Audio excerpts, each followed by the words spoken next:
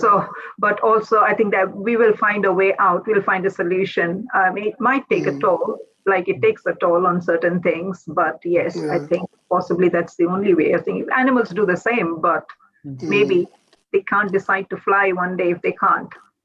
Yeah. I think I was trying to think that every species now, everybody's subject to these sort of impacts.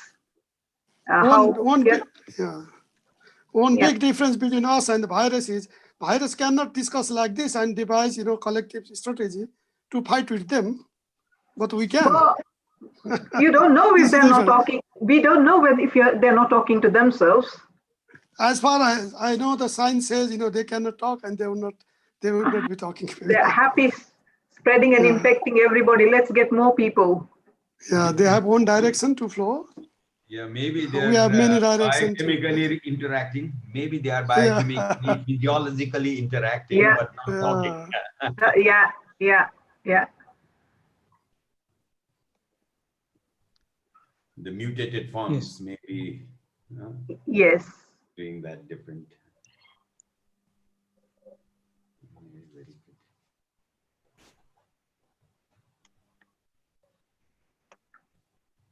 So Lopa Saxena, you are stationed in where now?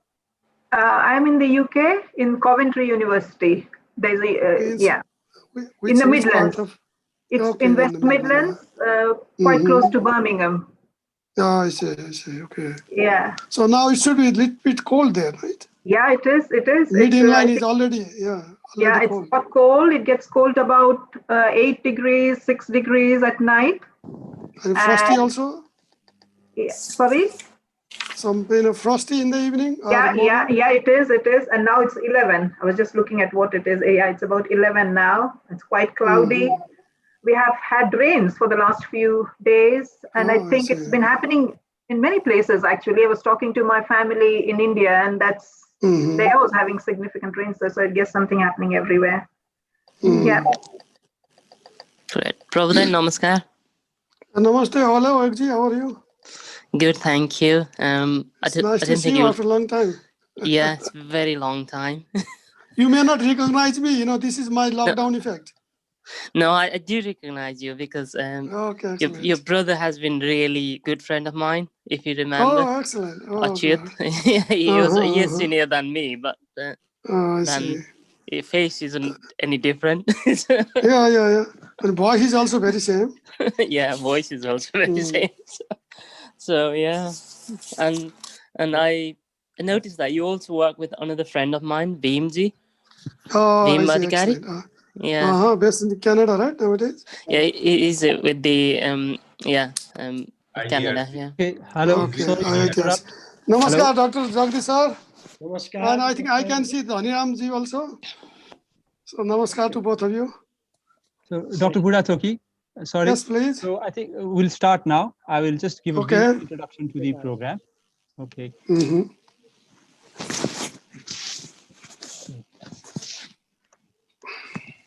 So, namaste everyone, and a warm welcome to the 7th edition of the webinar series on COVID and South Asia, organized by South Asia Watch on Trade, Economics and Environment in association with Bidoni Institute, Afghanistan, Center for Policy Dialogue, Bangladesh, Research and Information System for Developing Countries, India, Sustainable Development Policy Institute, Pakistan, and Institute of Policy Studies of Sri Lanka. Today's theme is Lessons for Cooperation on Climate Change, South Asia's Concerns. In the last several sessions of this webinar series, we have discussed COVID's impact in relation to foreign direct investment, e-commerce, migration and remittances, and tourism. We have before us a set of eminent panelists today. Today's discussion is around a broader theme, climate change, which is a bit closer to the topics of the first two sessions, which were on implications of COVID for the world order and for globalization through South Asian lens. One motivation for identifying this theme of climate change for today was that among the lessons of COVID is the need for cooperation and collaboration among nation states to cope with the health crisis as well as the economic fallout from COVID. Cooperation that has been observed so far leaves much to be desired. Just recall the mad scramble for masks and heightened geopolitical rivalry. And climate change, being a global public good, or rather global public bad, whose effects will be seen even after COVID becomes history, it is confronted with a collective action problem, which requires a high level of global cooperation. But will geopolitical rivalries that have been sharpened by the pandemic play spoilsport on the climate cooperation front? On the other hand, even amid the gloom of the pandemic, as governments and individuals look out for silver linings and opportunities, there is discussion of leveraging government responses, for example, for fiscal transfers towards greening economies. With this brief motivation, let me introduce today's eminent moderator, Dr. Prabhu Burathoki, adjunct professor of the Institute of Forestry, Tribhuvan University, is a former member of the National Planning Commission of the Government of Nepal. He has over 3 decades of active experience in the field of environment, climate change, natural resource management, and sustainable development planning and management. He has a wide range of working experiences in the government, UNDP-GEF, Food and Agriculture Organization, INGOs and NGOs in Nepal, Iran, Bangladesh, and the UK in senior positions. For example, he served as a country representative of the International Conservation Union, IUCN, in Nepal, and as chief technical advisor of UNDP and FAO projects in various countries. He is an active member of various national and international organizations and gives lectures in environment and development subjects in universities in Nepal and abroad. Dr. Burathoki strongly believes in holistic, resilient, and just development, and the need for cooperation among societies and nations for the lasting well-being of humankind in this interconnected world. Without further ado, I hand it over to Dr. Burathoki. Okay, thank you, Paras Karelji, for a nice introduction. So I think I should not deserve, this long introduction myself. So first of all, this is my pleasure to moderate this session, having, eminent personalities, experts, and many participants. So the subject is very wisely taken, and I hope that the panelists have been nicely chosen. So I think I also should take some time, maybe a few minutes, just to set the tune of whole this discussion, and then I will introduce our panelists. So what I think is nowadays the world is actually, now we are sailing a Noah boat of humankind in the rough sea of COVID and the climate change. So any small mistakes we do may collapse our civilization. I don't you think it's very scary? So just to alarm all of us, before entering to this subject, so I'm just putting like this.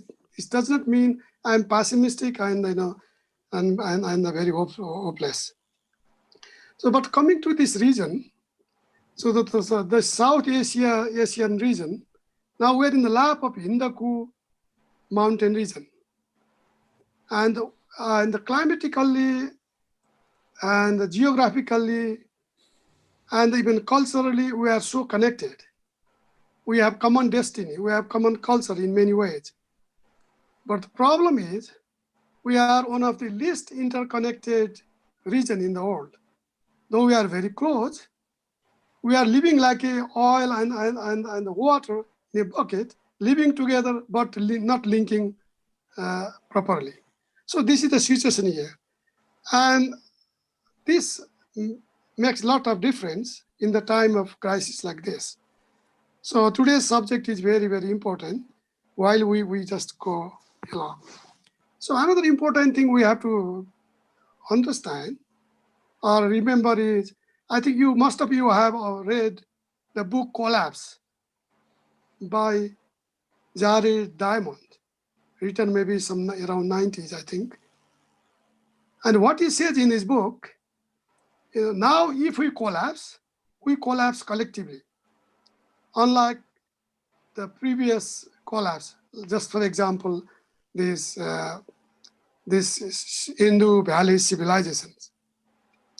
So the world is so connected, we may collapse together, if we cannot work collectively or together.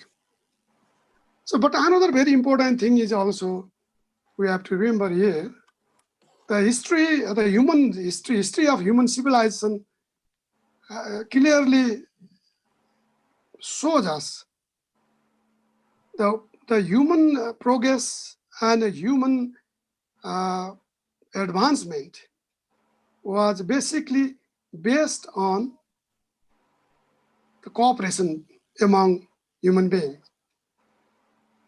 Though it is the hunting of mammoth in the Stone Age time, or just searching this extraterrestrial life in the universe. Whatever we achieved so far, it is basically by collaboration of human beings. So another important thing is, so this is a very defining moment. So based on this knowledge, whether you read the book of Yuval and the very latest book of Farid Zakaria, 10 lessons for the post-COVID world. Just a few days ago, the book was published. So they say that if we do not collaborate in the time of crisis, we will be in crisis itself. So that means from the history of human civilization, as you write, the very current main thinkers of this time, the popular thinker of this time, they are suggesting us the cooperation is key to our continuity of our survival and civilization. So with this background, now the title of today is very wisely chosen because the COVID and climate change, they are co-travelers because the human action which cause one can trigger another or contribute to another crisis. So if we can manage the COVID crisis properly during and the post-COVID, we can manage the climate crisis properly. Because I think if you have seen that sometime back, maybe last 2 months back, there was a very interesting cartoon in the Economist. So the human being was just, that the COVID was just, in the cartoon, the COVID was just trying to grab the human beings, but behind the COVID, there was a big wave, tsunami of climate crisis. So that means we are one crisis after another. So that the climate crisis could be unimaginable. This is we have to be careful. And all lessons from the past pandemics have shown clearly, the more we prepare ourselves before crisis, the better we can cope the crisis. But the main reason why this COVID crisis is so alarming or so serious, because most of the countries have not been prepared, despite knowing all this will happen. And we all know, scientists will say, are saying, the climate crisis is in the process. So we, as a smart human being, if we do not prepare ourselves personally and collectively, we may be in big problem in the future. So with this, and that is why the South Asia, this COVID and climate crisis are very serious, because this South Asia region is one of the most vulnerable in terms of climate risks. Out of 5 top vulnerable or climate risk countries, 3 are in this region. India, Bangladesh first, India second, and the Nepal fourth. And in terms of COVID effect also, it is very interesting. The impact of COVID is also very serious in this region. So just to give you an example, about 21.5% of the COVID infected people are in South Asia. And the 12% of the death so far are from South Asia. The economy-wise also, this region is one of the most affected, maybe the most affected. For example, according to World Bank, So about the Maldives will lose up to 19.5% of its GDP, minus 19.5, and India minus 9.6. And it will have a wide range of effect in all aspects of development, in poverty, in the even the health service, even fighting the climate and all these things. But we have very, very unique situation in this region, because the South Asia, among the South Asian countries, India is a big elephant in the room. So on the which side of which side it just rest will affect all other countries in the region. So the role of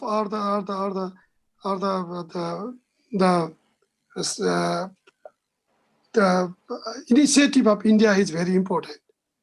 But unfortunately, one thing I should mention here before just ending my my just short introduction, just like in April, the Prime Minister of India, Mr. Modi, did a very good took a very good initiative, just establishing the COVID response. I think this fund, and now so far now the nearly $22 million have been already pledged in. But interestingly, these money are not used properly, and India has just spent about around $2.3 million, giving some medical equipments to different SAR countries. So that means the mechanism which we have are not functioning in the time of crisis. So imagine if we have a climate crisis in this region, how do we manage this collectively? So all these things are very, we have potentials, we have, we have the necessity, and we cannot change our neighbor because we are all together, but we can change the way we govern. So that means the geography cannot be changed, but governance or the governing, the way we govern can be changed. So with this, taking with this mind, so I just want to stop, my just in short introduction or just setting, and I just want to introduce our panelists. So today we have 5 people speaking. Dr. Eklavya Sharma, who is the Deputy Director General of ICIMOD, will be giving the keynote speech. And we have Dr. Eklavya Sharma, I think doesn't need any introduction. He's one of the well-known, person in this region. He basically, he has been committed his whole life to the well-being of mountain and the mountain people. And he has established this Sikkim Regional Center of GB Pant National Institute of Himalayan Environment long time back, I think in the 90s. So he has been always committed. He's a person from the mountain region, having the mountain commitment of environment and human well-being. So Dr. Eklavya, you are most welcome. And let me just introduce all panel members, and then you can give your keynote. So our next speaker would be Dr. Sabhakat Kakakhe, the ambassador and the former ambassador of Pakistan to India, and the former deputy executive director, and currently the chair of STPI, Social Development Pakistan Institute, right? So he is the man of a wide range of experience, from diplomacy to the ground level or grassroots level of development understanding. And he has just, he can bring us maybe the wide range of perspective in terms of COVID and climate change, and how diplomacy can work or should function in the time of crisis. So, and our third speaker is Dr. Tulsi Guru, the Dean of Academic Affairs, College of Natural Resource, Royal University of Bhutan. Where is Tulsi? I cannot see. Let our speaker, I'll try to. please open your video, please, so that people can recognize you properly. Yes. Excellent. So, Thank you. and she is the dean, as I said, and she has PhD in agriculture from Konaken University in Thailand, and she has worked with ICIMOD and many other organizations, and she is basically working as working in the resilient building and adaptation and the mountain solutions initiatives. So she has a very good experience and expertise in the academic field as well as on the ground level. So I think she can bring a very good experience from Bhutan. And as I found this morning, just checked, how much money the India, Bhutan has been spending. It is the more nearly, more nearly how much? I think 10 times more than the Nepalese per capita in COVID. So this is one of the reasons why there is no any death. Congratulations. So the Bhutan is one of the countries where there is no casualty out of from the COVID so far. So it's very happy news.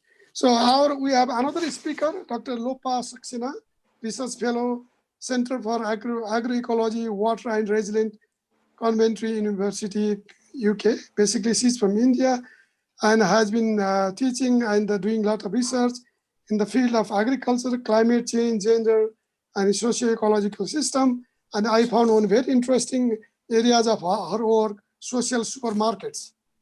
So she may be bringing to us different aspects of food security, climate change, and its impact on poverty and hunger. So welcome Lopa Saxena in this webinar. And our fourth speaker would be Dr. Atula Senaratne. Senaratne is here. Where are you, sir? Atula? Yes, now he's here. So he's the research fellow and head of Environment Economic Policy Research, Institute of Policy Studies of Sri Lanka. And Dr. Atula is a very prominent person from Sri Lanka. And he is basically the experts and has a wide range of experience in different natural resource management, including the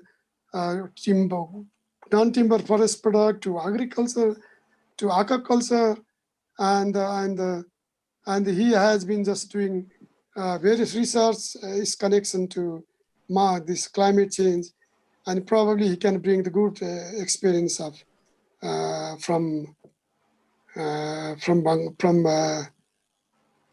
Sri Lanka.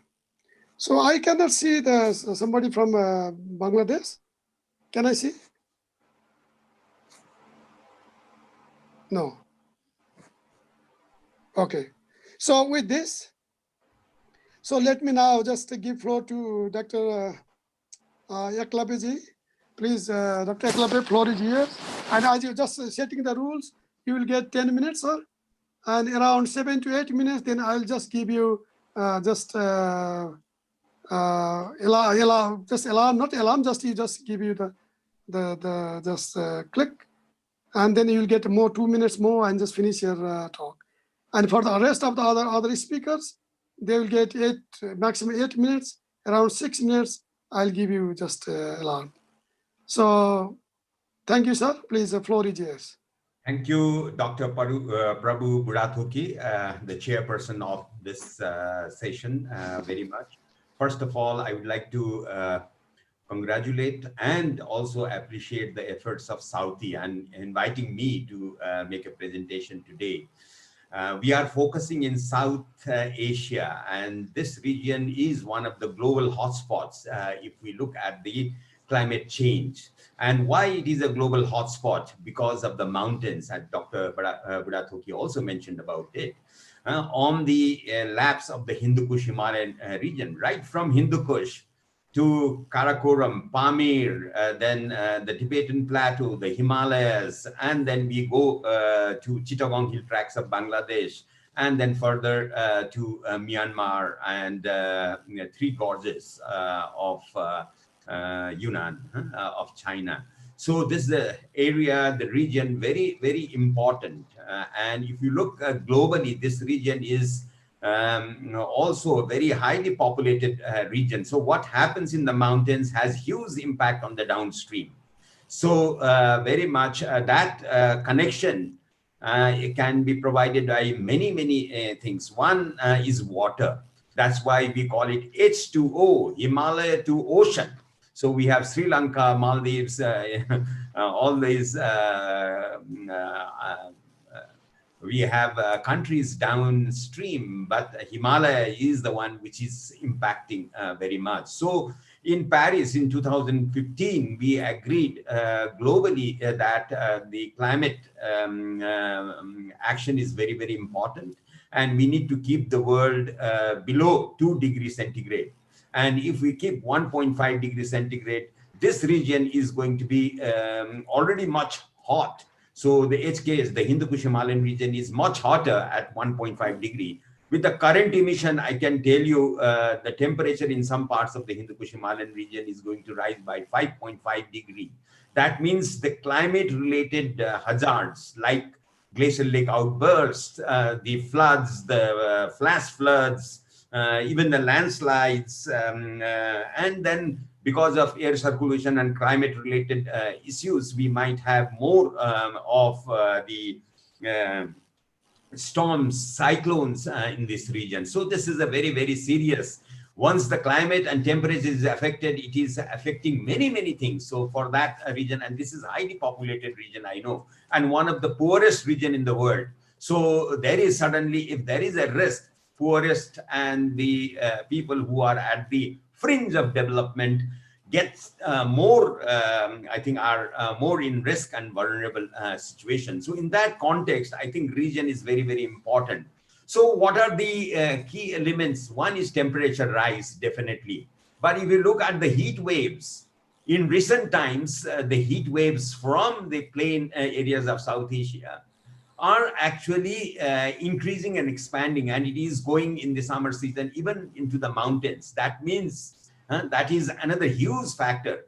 Then with the climate change, the air pollution is also a very important factor. I think we should all understand what is the regional nature of air pollution in South Asia. We have many source industries, brick kilns, we have automobiles, all dirty energy which are used actually add to air pollution. And there are climate, short-lived climate forces. We have other like black carbon and many pollutants. We see that is actually circulated within the region, and also it goes to the mountains. So in that context, I think the parameters like heat wave, the air pollution, the temperature rise, unprecedented rainfall, we see large intensity and frequency of floods, we can see droughts. All these are some of the climate-induced disasters which we are seeing. That means people are at much more risk. In this context, when all the governments, after signing Paris Agreement and trying to achieve the SDG goals, then all of a sudden gets a disruption, and that disruption comes from COVID. So in this disruption, I think what is the biggest danger that I see, we totally focus just on COVID and we forget the main crisis, which is a so slow poison. We cannot see in the long term, short term, very clearly what the climate is impacting. But we have to see in a very systematic way. But in case of COVID, you will see, oh, so many people have died. But maybe much more people are already dying because of climate related disasters, climate related crisis. So I think this is something which we have to see. Because of COVID, we should not forget, and we should not limit that part. We should take climate action together. So this is the first thing that I would like to say. And we have done, ICIMOD has done the policy paper on COVID-19, the impact and the policy responses. And we have looked into economic, food security and nutrition issues, social dimension, gender issues. The environmental and climate action and resilience is very, very important. That is also covered by this. Then policy response by the countries and the regional cooperation, and then international support and cooperation in this context. So there we have looked into the impact, we have looked into the risk and vulnerabilities because of COVID in these systems. And then of course, actions in short-term, long-term and medium-term actions. Focusing on climate change and environment, I think one of the biggest things that we have observed recently is the degradation of ecosystems. And because of COVID, there is increasing illegal trade and spread of diseases from wildlife. The genetic disease, the COVID itself has come from the animal. How the interactions and link with the environment, the ecosystem is very, very important and critical. We have seen there is an improvement in air quality, but that may be a short term. Once the economic activities starts again, you can see already in Delhi, there is a news that the pollution is rising very much. Yesterday, I heard 2.5 has reached more than 200. So it is very, very critical that the short-term things should be also looked into so that when we build back, I think we should take that very much. I think demand for water has increased and clean water. Because of the pandemic, I think we are using more water and we need more clean water in South Asia, which is a huge problem. Then, of course, reducing this water-induced disasters are going to be quite important in environment. Then increased amount of medical waste, which is coming. How we are going to treat that is going to be quite challenging. So for this region, I think restoration of degrading ecosystems so that the spread of disease all can be controlled. I think investment in research on socio-ecological interaction is also critical and important. But really looking into the climate, I think actions and resilience, mountain people and the South Asian people are in the forefront of climate change. Whether it is the impact of cyclones and all those frequency, intensity is huge. But with the COVID-19 challenges, I think this whole thing will be aggravated. So both coming together, there will be more risk and issues.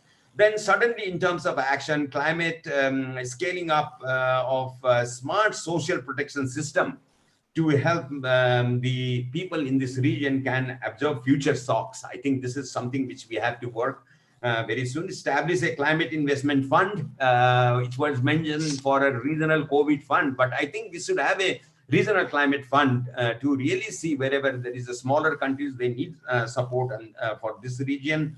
And then also to protect people and enhance ecosystem services, because this is the lifeline. If you look at the food security, which is coming from the Indus, Ganga, Brahmaputra, and some of these rivers originating from Himalaya, it caters to 3 to 4 billion, half of humanity. That means this region is very, very critical and important. And if I look at some of the things which we should do in terms of climate action is the scale of social protection system, then a nature-based solution. I think this is something which when we talk about climate, this has to come up front. Then, of course, inclusive and I think climate, we have to see financial systems put into place, and many of the entrepreneurship based on nature-based solutions could be promoted and taken further. Then, of course, resilient entrepreneurship ecosystem has to be developed in this region so that environment and economic development and climate, all these three pillars are taken together in terms of forward very much and taking it forward. Then we should have resilient infrastructure development. I think this is a good time when there is a disruption by COVID, we can think, discuss, and this infrastructure has to be more resilient rather than very much the one which we don't consider nature. So suddenly, I think sustainable and inclusive labor markets, because the labor force, the climate action has to be connected. Lots of people are migrating out of the region. Now they have come back. So there is immense pressure on natural resources. So looking into all of these, I think policy responses are going to be very important. Regional cooperation, countries have to cooperate.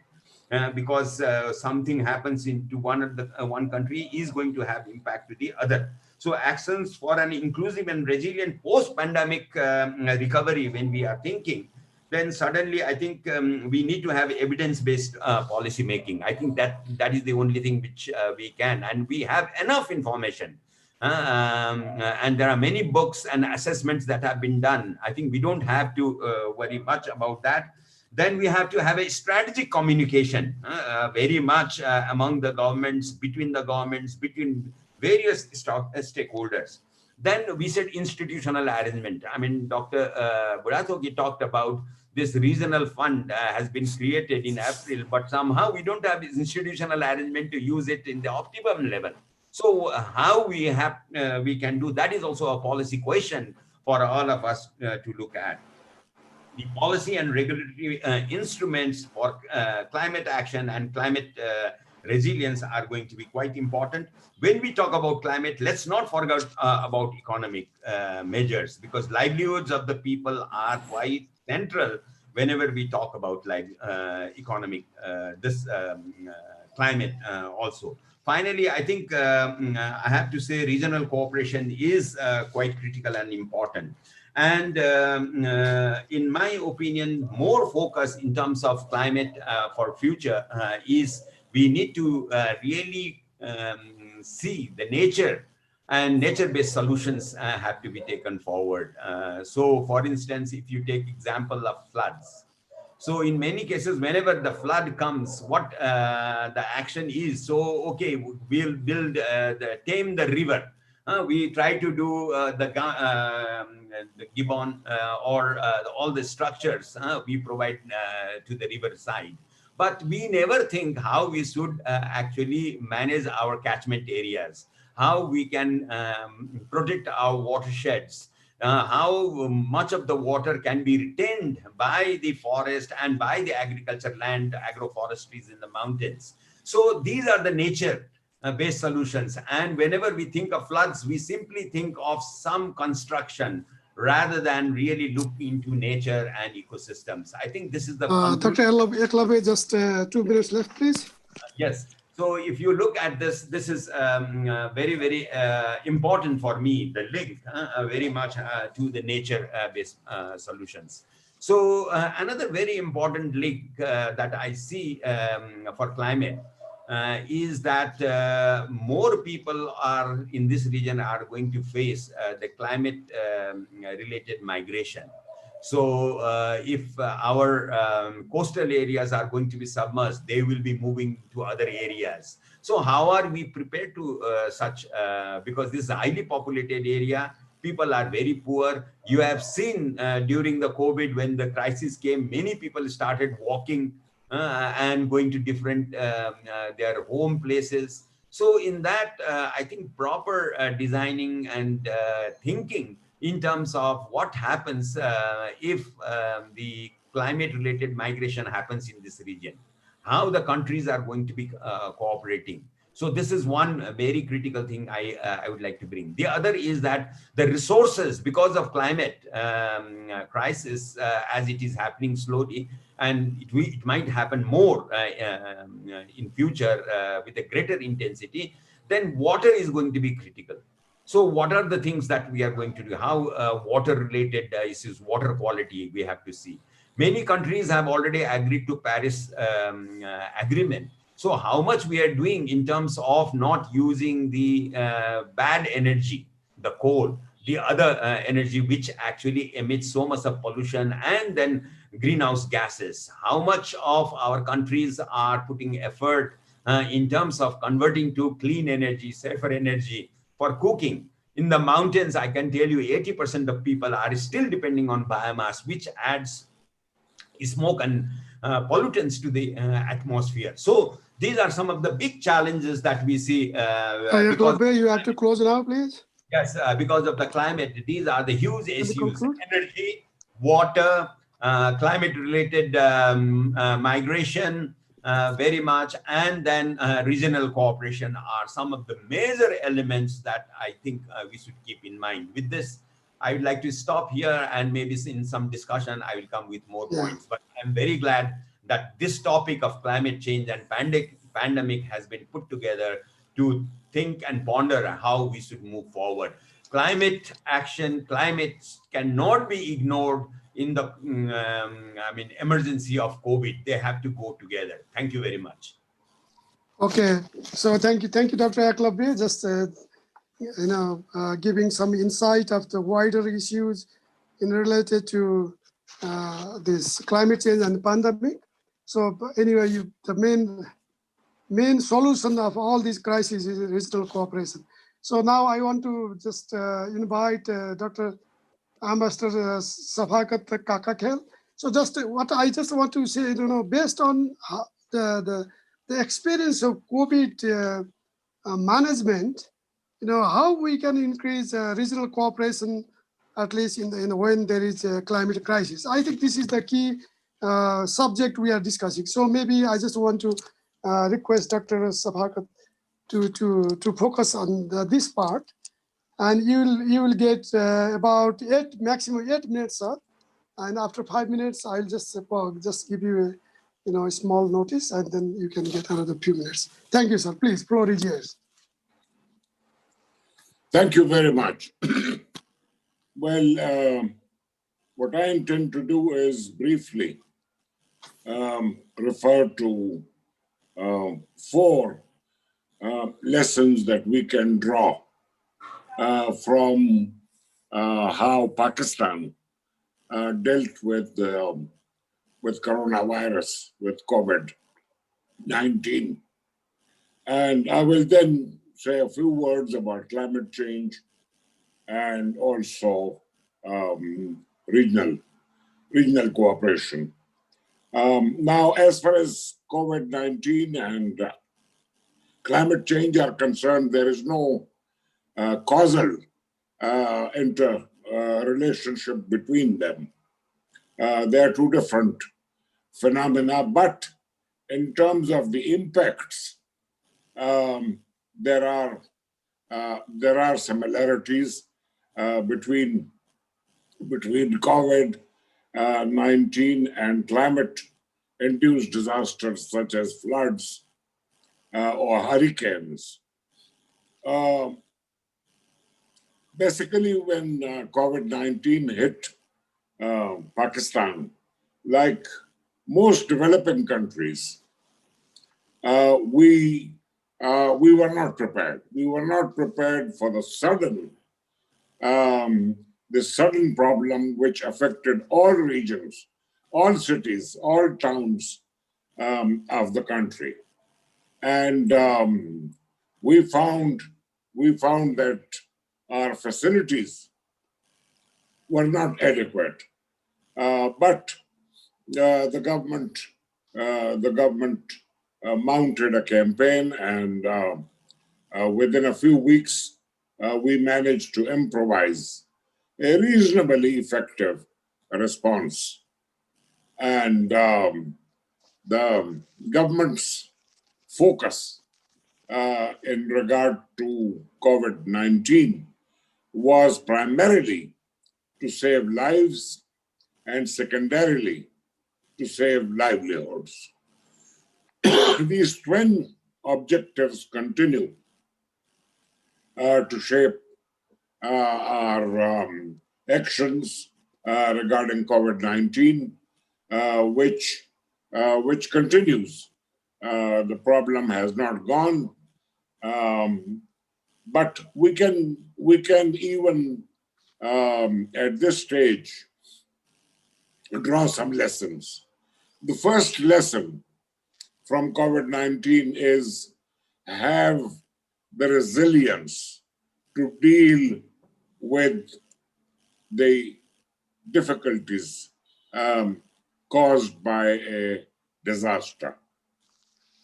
And when COVID-19 hit Pakistan, we found that our facilities, the number of hospitals, the number of testing laboratories, the location of hospitals, the facilities available in them, for instance, the number of intensive care units where we could isolate people, and equipment such as ventilators were grossly inadequate. So the government mounted a campaign to get support in the form of equipment, and with the help of time-tested friends like China and also a number of other countries, we were able to put together a reasonably impressive healthcare system, which has served us quite well. The second lesson from COVID-19, which will also be valid for climate change related disasters and disruptions, is have your institutional arrangements for coordination, domestic coordination.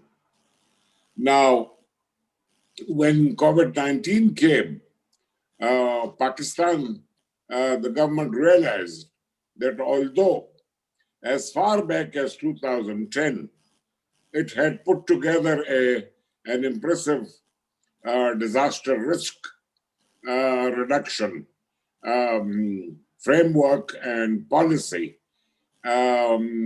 it had also created a mechanism for coordination, a commission which was headed by the Prime Minister and included chief ministers and senior officials.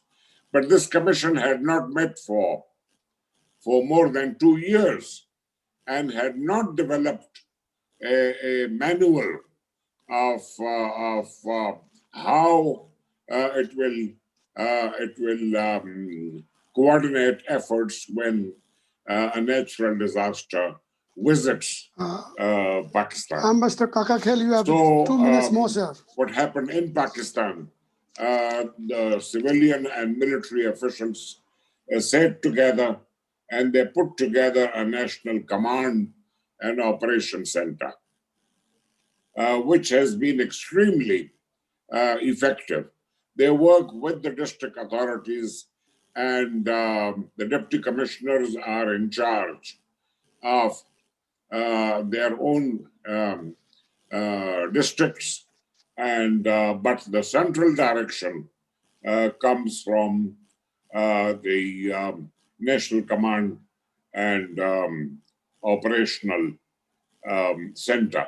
I would like to suggest to all South Asian countries to look at the WHO guidance on health-related disasters and how to look after the lives of people when a similar disaster comes. The third lesson is identify and support the most vulnerable communities and individuals. And most of our countries have some social nets which provide support to the very poor and those who cannot go to the market, who have nothing to do with the market because the market doesn't offer them anything, or they're not able to make use of the facilities, opportunities available in the market. So we had, for instance, Benazir Income Support Program. So Pakistan increased the allocations for that, and also a new program which was being considered. It's called Ehsas. That was launched. So Pakistan has been able to support millions of families, and through these two cash payment system. The fourth lesson that is, I think, valid for all South Asian countries is make effective use of information technology as well as social media to provide guidance to people. So in Pakistan, if you call a friend of yours, before he or she picks up, you get guidance on what you should be going about COVID. Is there a risk in the area where you live and all? So basically these are lessons. As far as climate change is concerned, I think Dr. Sharma spoke. All South Asian countries are highly vulnerable to the impacts of climate change. All are developing countries, and although some have made impressive progress in reducing poverty and achieving socio-economic development, there are still South Asia is home to perhaps still the majority of the poor people in the world. And it's the poor people who are Mr. Ambassador, the time is just a few seconds. Please, can we finish? So basically, we need to, we share the Himalayas, we share even the Karakoram with Afghanistan, we share Hindu Kush, and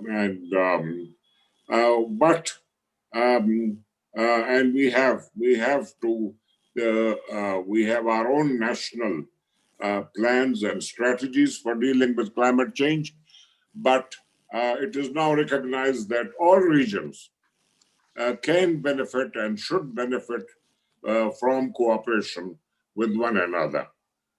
Now, if we look at the situation of cooperation in South Asia, as far back as 1983, we set up a mechanism called SASEP, South Asia Cooperative Management of Environment, and Sri Lanka provided the headquarters. The South Asian countries, SAARC countries, pay for SASEP. But nobody knows about SASEP. Nobody cares about SASEP. Then, of course, we have the principal mechanism, which is SAARC, which again has done a lot in climate change. In 2008, we had a Dhaka meeting, and the same year, the summit approved the plan of action that was prepared by the ministers.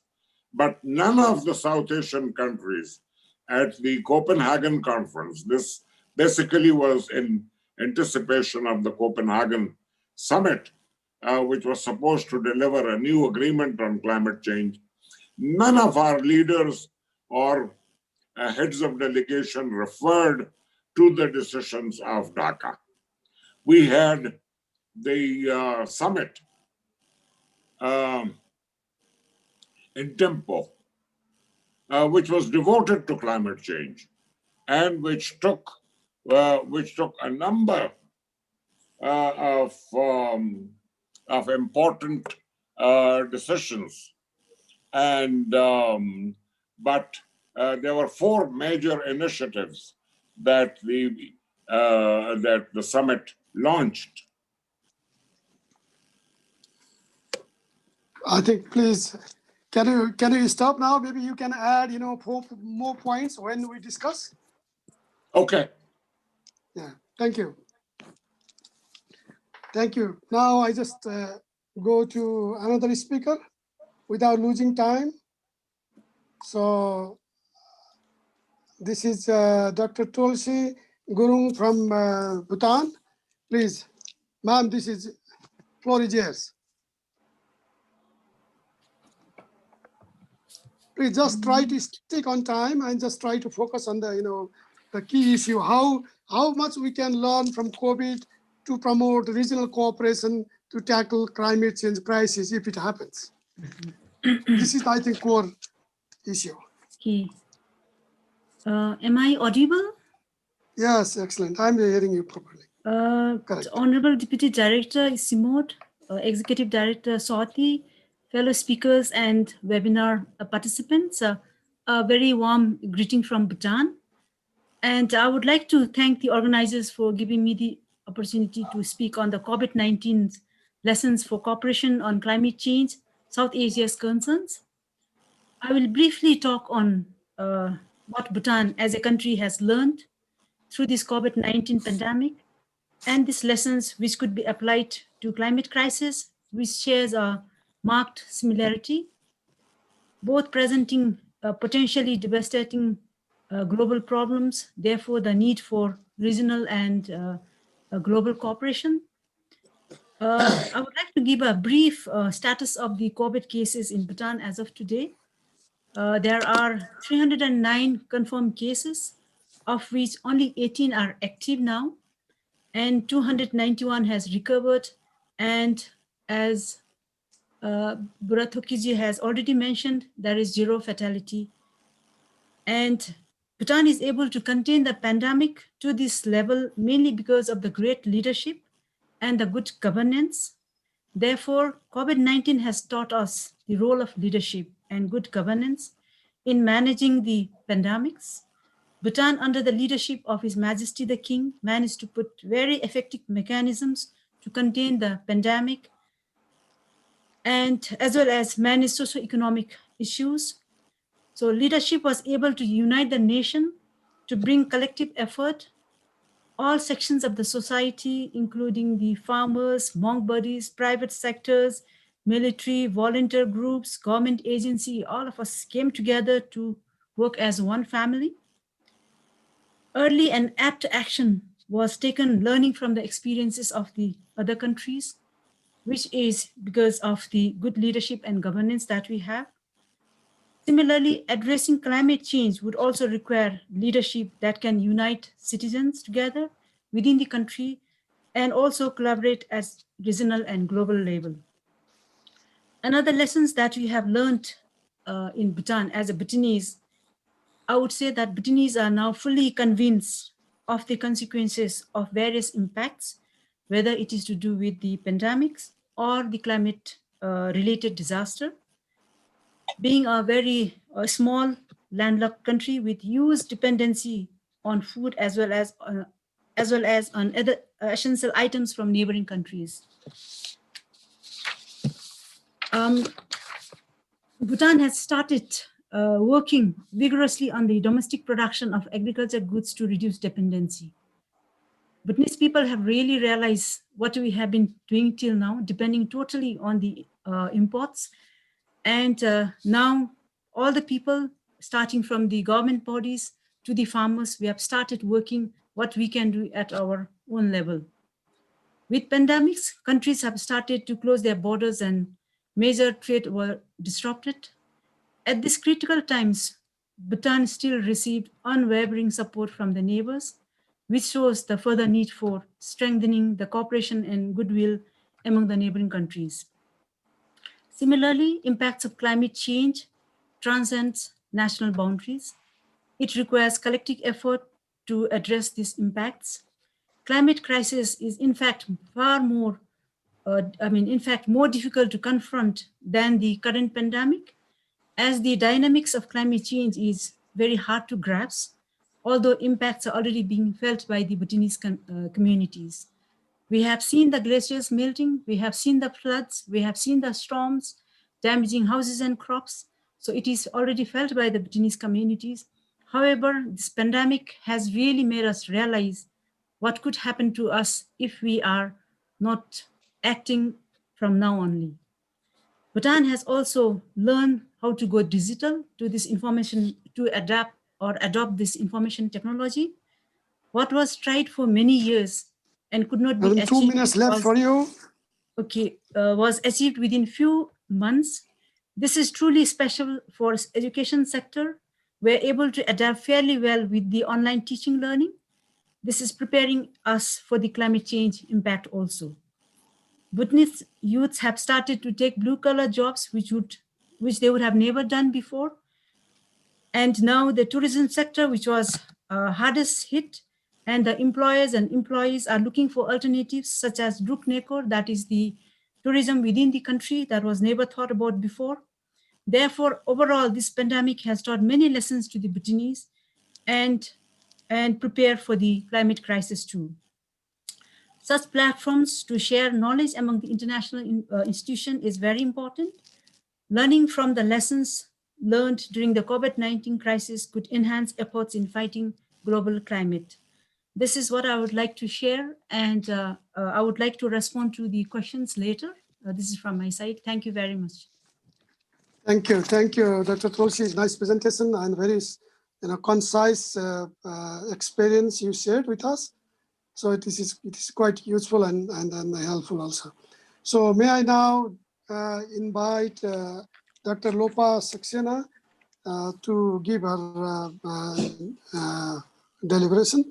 So before this, now she is the last speaker, and then we'll just open the floor. I request anybody interested to question any of the panelists, please drop your question or just raise your hand, then I will entertain you. Thank you. Please, Lopa. Hello. Yeah. Thank you, Soti, for giving me this opportunity to present today's seminar. And also thanks to speakers who have gone before me for their insightful presentations.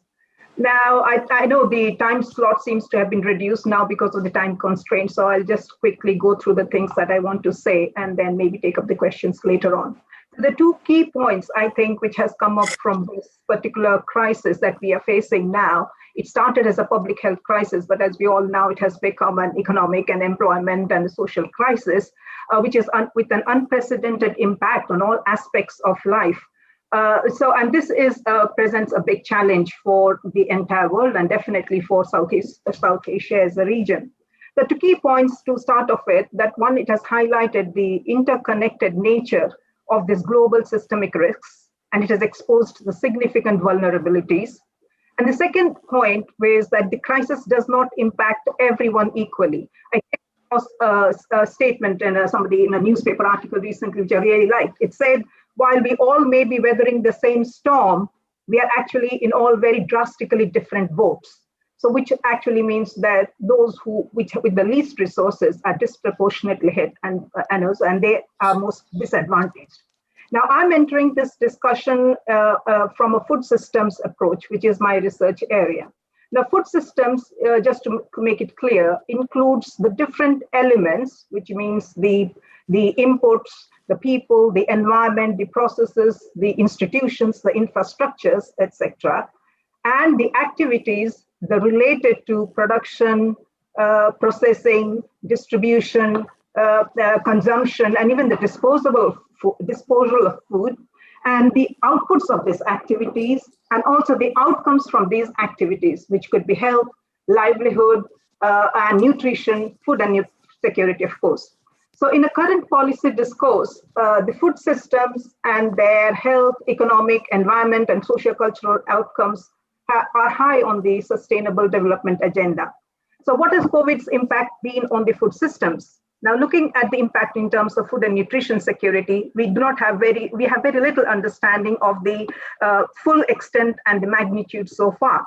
However, some studies are beginning to come up now, and there's a study from the Southeast Asian nations by FAO, which says that because of the significant social distancing, the lockdowns, the travel and trade disruptions, there has been serious reduction in the activities across the food system, and seriously affecting smallholder livelihoods, small farmers, traders, and so on. Now, in the context of South Asia, where small livelihoods predominate, I'm sure we can safely assume that the impact on food and nutrition security must be extremely high. Many more millions, I would suggest, must have been driven into food insecurity and food poverty in recent months, and this is a major development challenge for the region.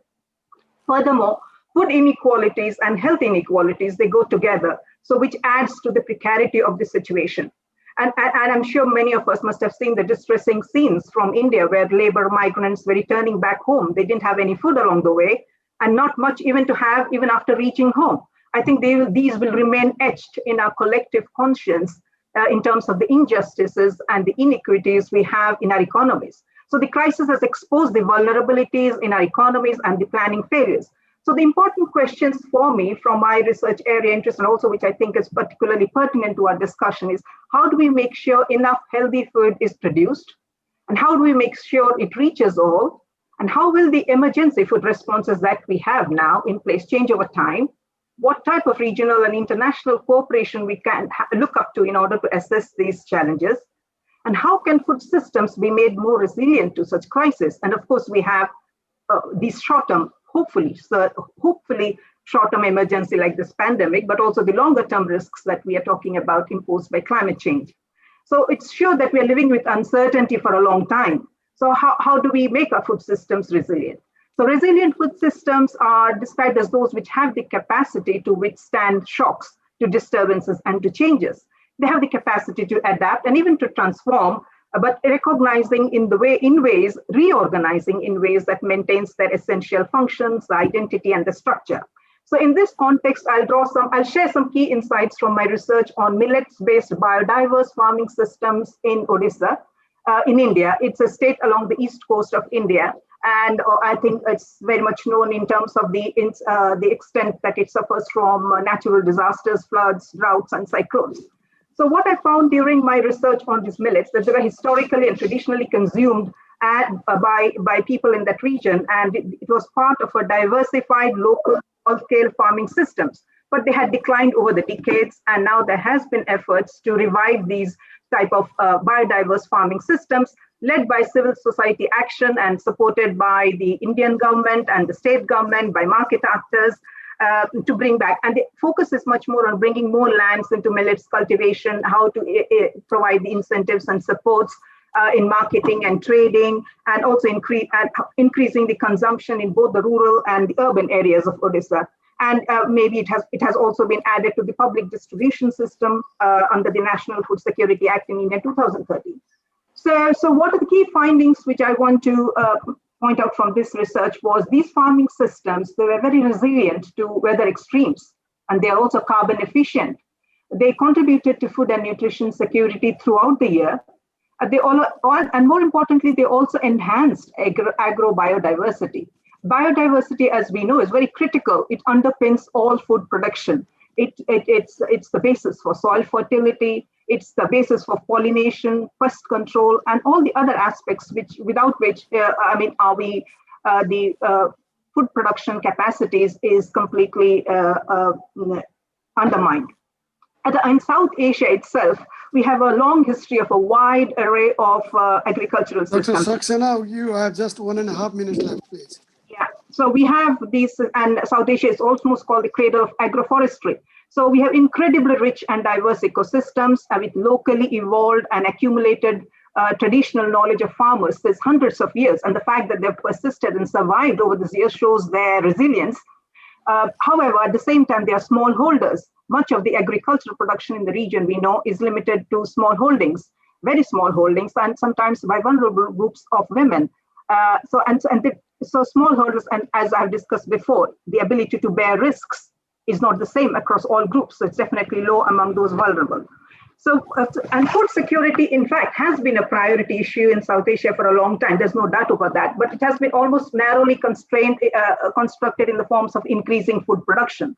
However, from a food systems perspective, we are looking at all the actors and all the activities across the food system, which is not simply about producing more, but making sure everybody has access to healthy, culturally acceptable, and nutritious food. And there's a growing recognition that such systems, which are locally co-evolved, locally designed, with local control over seeds and land and other productive resources, can sustainably reduce poverty and end hunger and malnutrition. And of course, I've talked before the connections to climate change as well. And so clearly, if we need cooperation, it should be in supporting and rebuilding of this local small-scale food systems, and say win-win scenario.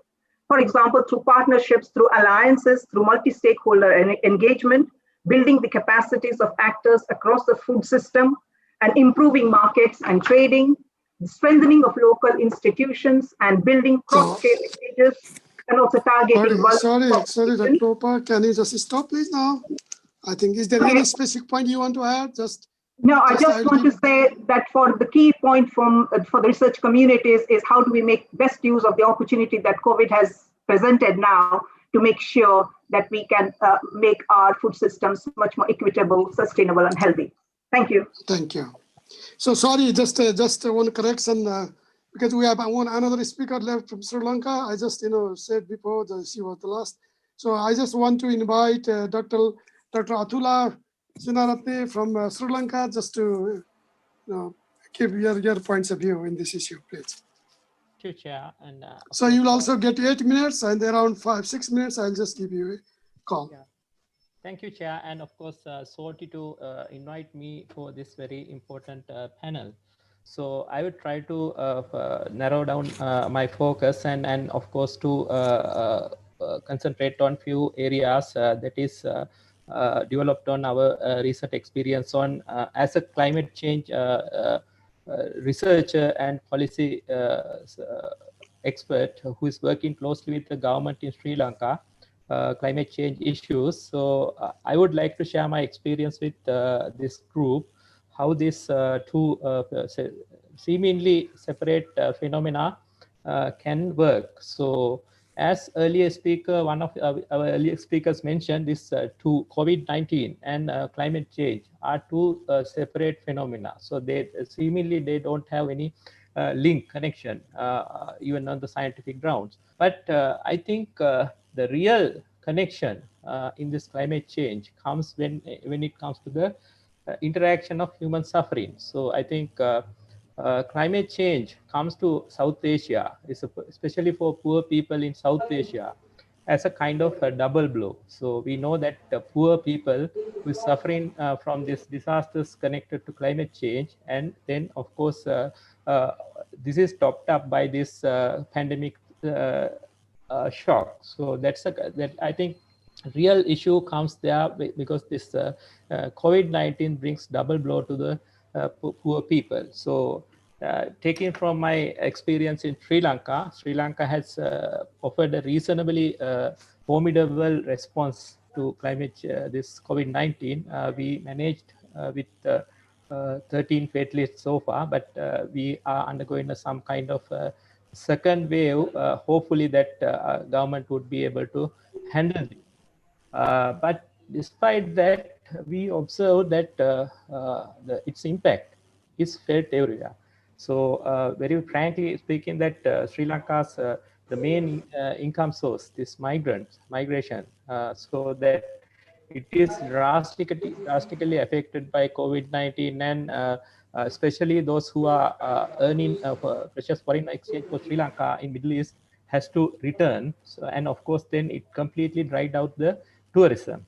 So this basic issue, so what is it's connected in the economic front inside. So what I observe in case of Sri Lanka's experience, maybe it could be the experience in other countries as well in the South Asia, most likely that COVID-19 with its health impact and cost could very much crowding out the climate finance. So I think that could be a very drastic issue, because we know that COVID-19 will not resolve the, even though it we have seen some illusory visions about that lockdown has decreased the air pollution and all. We all know that is temporary. So then in the long run, it would crowding out this climate finance mostly for mitigation as well as adaptation. So definitely it will affect the adaptive capacity in our countries, and then most likely that it will disintegrate policy development, which is gradually developing in South Asia when it comes to the offering the climate response. So that's the major challenge we have to take care. So on the other hand, in the areas like mitigation, where that mostly Sri Lanka is a low per capita emission country, but still Sri Lanka is trying to offer some good response to mitigation front. So with the support of donor funding, but there is a possibility of trying out this international support for that area also. So because we know that the donor committee also affected severely by this factor. So with that remarks, I would like to go for the final say that Chair mentioned about this collaboration or cooperation, which is the last thing that we have been seeing from the starting of this challenge. So as in the top level, we observed that geopolitical rivalry, or SO, that superpower rivalry is rising. So that is one side of it. So then naturally it creates the isolation, so social distancing and all. So therefore, offering a collective response is a which is required at the time, but it is very difficult. So that's a kind of dilemma that we are facing at the moment. So I think this is an experience shared by most of South Asian countries. Finally, that I would like to give very one positive area that we learn from there, that application of this technology. So one area that I have observed that face this challenge in resilient manner is this IT sector. So in Sri Lanka also that we have a thriving or growing ICT sector. So that has been resilient quietly for this process. So I think one area that we need to get from this lesson, so learning from this COVID-19 is bringing this technological advancement to adjust to this double blow. I think with that remarks, I would like to stop my deliberation. Okay. Thank you very much. Yeah. Thank you, Atullah. It's perfect. So you just hit on time. Thank you. So now I think I just want to thank you all the panelists for their very precise and very useful thought. And probably the people who have listening to them might have just learned or picked up some good ideas and some sorts of strategy which we can develop in the post-pandemic area. So now I will open the floor, and just if there are anybody who wants to ask question to any particular speakers, or if they want to add something, they will get just 1 minute. Please, the floor is open. I have 3 questions asked to me already in the chat. Should I? Okay. So, okay, please your response. Okay. Yeah. So there are. So you know your question, right? Yes, I know. There are 3 Excellent. questions for me from Yog Upadhyay, who talks about the climate resilient infrastructure in South Asia. Any example, any initiative? I think one example I can give is that there had been huge hydropower, dam-based hydropower. So ultimately then in recent years, smaller hydropowers in a cascading way is being built. It has environmental implications in terms of biodiversity and like that, if you have cascading effect, but the huge, dam-based impact would have much bigger consequences because of disaster. So I can, there are some examples, but I think our idea is to really move forward and bring that infrastructure which is really climate resilient. And I think we need to have more research also in this line. The next one is by Dr. Jagdish Pokhrel. Thank you very much, Dr. Saab, about the regional cooperation in South Asia. I think my lessons learned, see, when you have a political system like SARC, then I think there is a lot of difficulty. And ISIMOD, more than 36 years, we have tried to cooperate. But now, day after tomorrow, there is a ministerial level. 8 countries are actually agreeing to work on the softer side. And so climate, biodiversity, climate action. So it is possible very much if we take the softer side, and the mechanism has to be different.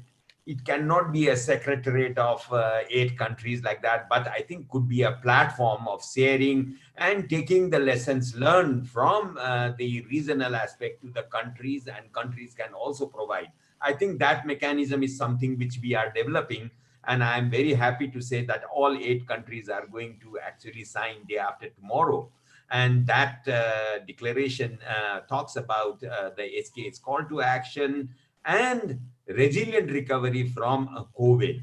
So it is going to be a more science and policy link and related practice and action. I think this is what I think we should go, rather than very strict governmental institution or mechanism that we had in SAR. Then the last one is by Dr. Ganesh Casey, is talking about very much how the rich countries are polluting. And I think it is very, very clear that I think climate change in this region is mostly coming because of actions by very rich countries from outside.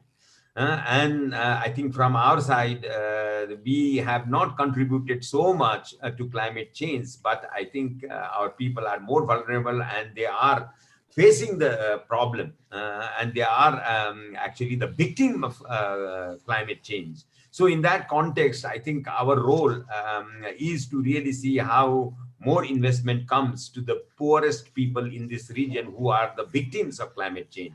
I think our whole discussion strategy needs to change in a way that I think those big polluters, big countries, I think they should invest more for the development in this region. That is the type of discussion. That's why our countries have to come and put the cause for this region, I think, at the global level for investment for doing works in this region. So these are some of the points was mentioned here as a question to me, and I hand over to Dr. Thank you. Thank you. Is there any questions or any addition? Any further queries? If I could add something, thank you. Thank you very much, Dr. Sharma, for your insightful presentation. It was really, really good. Something what I was really interested on the subject matter was, the climate resilient infrastructure. You gave some example, and it looks like in a private level. What I'm really interested is if there is any governmental or the South Asian region sort of any initiatives on maybe on a policy or something. Here at Liverpool, we're working with a number of different actors within academia and outside academia, looking into how the modern technology could help on the climate resilient infrastructure. So I was interested to figure out if there is anything in South Asia like those things, and maybe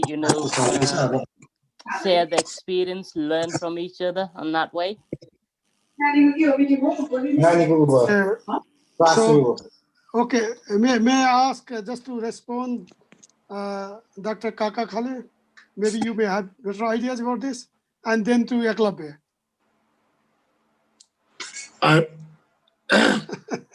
No, I'm not aware of what the questioner is asking. So, okay, Dr. Yaklabe, can you just elaborate, please? I think, there is a lot to do in this. This is a new thinking, a climate resilient infrastructure, new thinking. People also don't understand so much. I think as a researcher, you are already looking into this.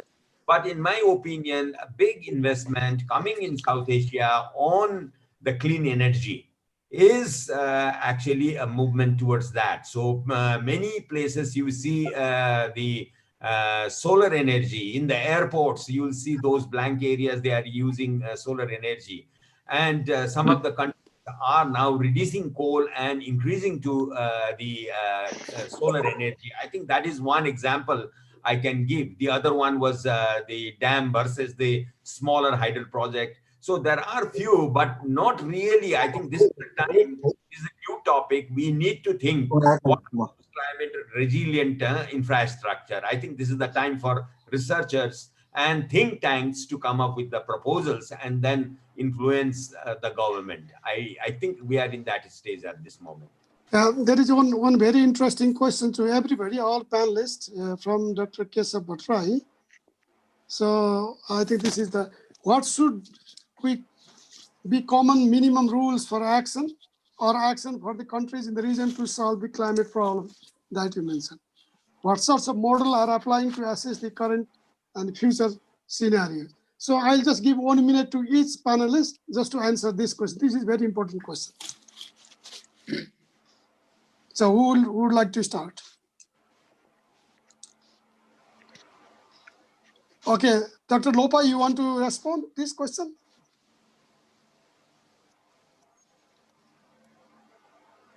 Lopa is not in the scene. Can you just respond to this question, just 1 minute?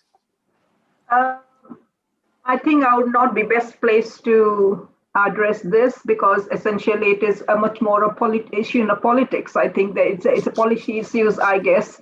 It's all about what are the minimum rules or actions for the countries to solve this problem. And climate problem, like we said, because these are all transcendental issues, we cannot expect the market to solve. So obviously we are thinking about the involvement of the in the policies making good rules, but I wouldn't say what sort of models. I'm not clearly much more into the climate issue. Thank you. Dr. Kaka, can you just explain? This is more political and then more very wide range address attracting wide range of stakeholders to respond to this question. Well, basically, the civil society has to make greater efforts, first to forge cooperative linkages among themselves, and then to try and persuade the governments to be more helpful when it comes to promoting regional cooperation. Okay. So, Dr. Atula, the same question also from your side. Yeah. Can you just respond if you want? The one thing that I can suggest here is that the South Asia is more prone to climate impacts than the contribution to the climate change in terms of GHG emissions. So therefore, definitely South Asian countries need to focus more on enhancing their adaptive capacity. The adaptive capacity is not, so the climate change still remains a peripheral issue. So to make it a real development problem, I think South Asian countries need to mainstream climate change into the development. So basically the adaptive capacity should be a part of the development strategy. So that should be the key, I think, to face this challenge. From Okay. Dr. Eklavya, I think you may be the right person. Yeah, it was interrupted.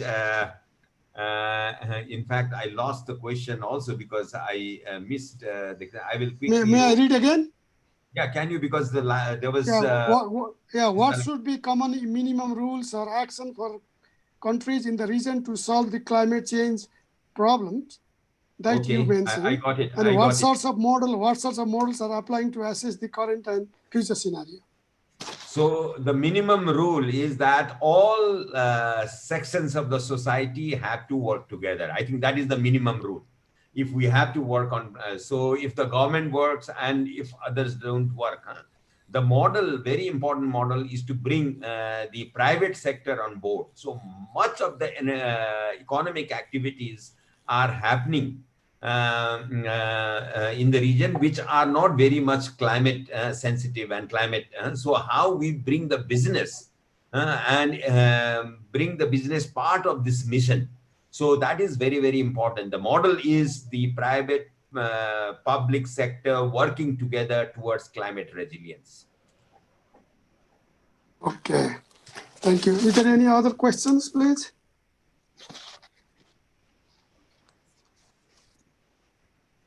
I can see one. So there is a question from Ganesh Kesi to Dr. Lopa. Can you respond to him, please? Yeah, I'm just reading it. It says, do you have any specific suggestions for small farmers in this situation to keep their livelihood moving based on your experience? In the particular case that I researched, their production was tied to public procurement systems. I'm talking about the research that I did in India. So how they fit into the public procurement, which was done by the state and towards increasing the supplies of food. So that was one of the ways they could keep their livelihood moving. And of course, as I said, it depends on how you look at how do you look at their farming. It's not simply in terms of their livelihood, but also in terms of their overall well-being. And there's in terms of practicalities, yes, it's about also creating small networks between themselves. I've seen that happening there. And then they have, the main objective for them is how to make sure that they have access to food and nutrition. And one of the parts of the livelihood, of course, being, like I said, one of the things which I came across there, that they were practically linked to other networks in terms of their marketing and consumption. Thank you. So now I just request to host. The time is now just over. Is there anything, from host side you want to say, or should I just close, or somebody is closing? Anybody from the host? Yes, Dr. Burathoki. Yes, please. Yes, okay. Thank you. So we are just now the 5:30, right? So yes. Is there anything you want to wrap up, or I should just say something and just conclude it? Or any question, anybody, still there is something, just Jagdish Pokhrel and other people if they want to say. If participants have any question, they can, they can post it on the chat. Me, I have already due by 30 minutes in another webinar.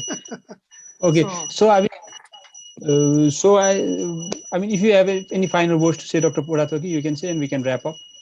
Okay. So I just, take just a few minutes. So first of all, thank you for all this excellent deliberation. So it is from the wider perspective. So we are trying to understand COVID and climate from different perspectives, from policy to diplomacy to the technical side to the rural and from food to geostrategy to everything. This is very good discussion. And I think this is issue-wise also, yes, it affects everything. And from all sides, we have to support, or from all sides, we have to attack to solve this climate and the COVID issue.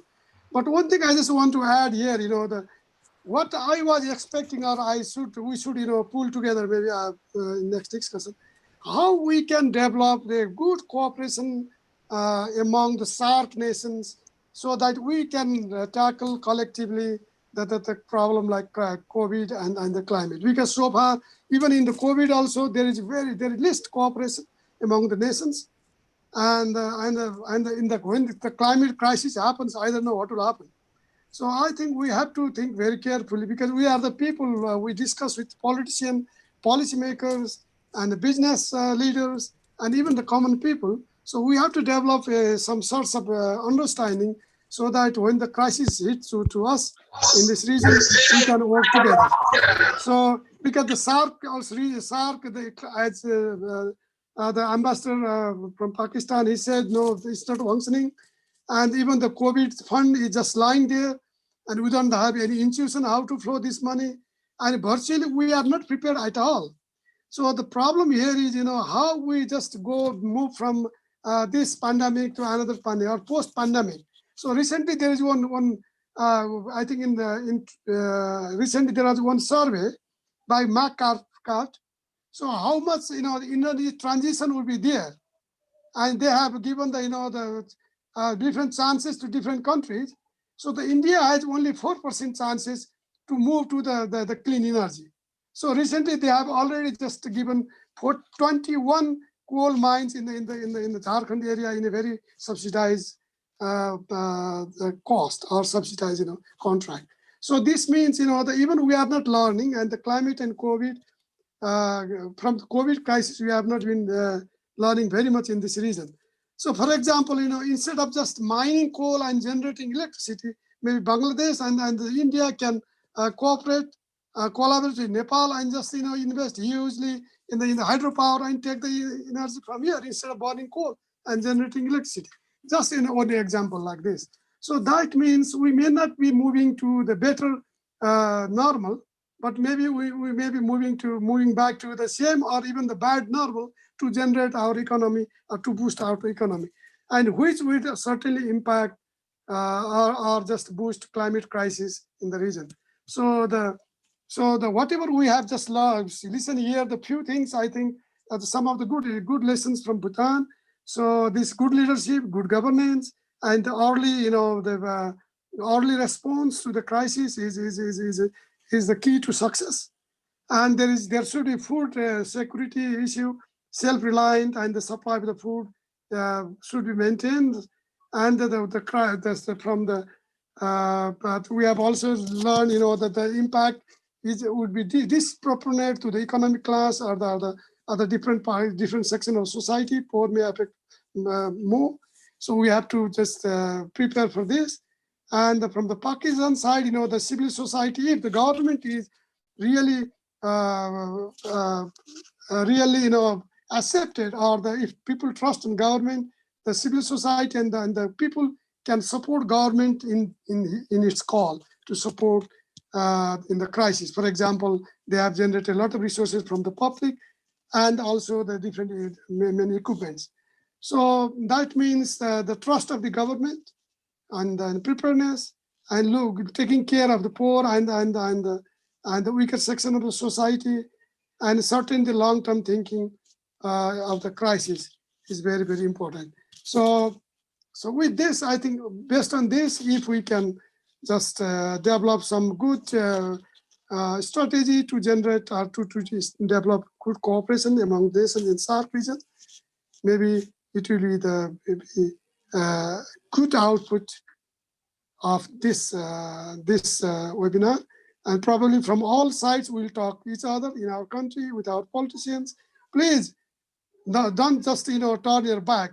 Please come look towards each other and try to help, because we cannot escape our geography. We have to change how we govern our geography. Thank you. With this note, I'd like to thank you everybody and giving this opportunity to moderate, and especially thank you to Swati team. Thank you very much, and namaste. Thank you, Dr. Burathoki, and thank you all the panelists, as well as the keynote speaker and all the participants. Let me take this opportunity. Okay, you want to speak? I just want to take this opportunity to announce that we would like to invite you all to the final edition in this webinar series. Same time on Friday, 16th of October. The theme is Future of Development Finance. And there is also, again, an eminent lineup of speakers. Thank you all, and namaste. Namaste. Thank you, everybody. Thank you very much. Thank you so much. Thank you very much, Tulsi ji. Thank you. Thank you, everyone. Thank you. Everyone. Thank you. Thank you.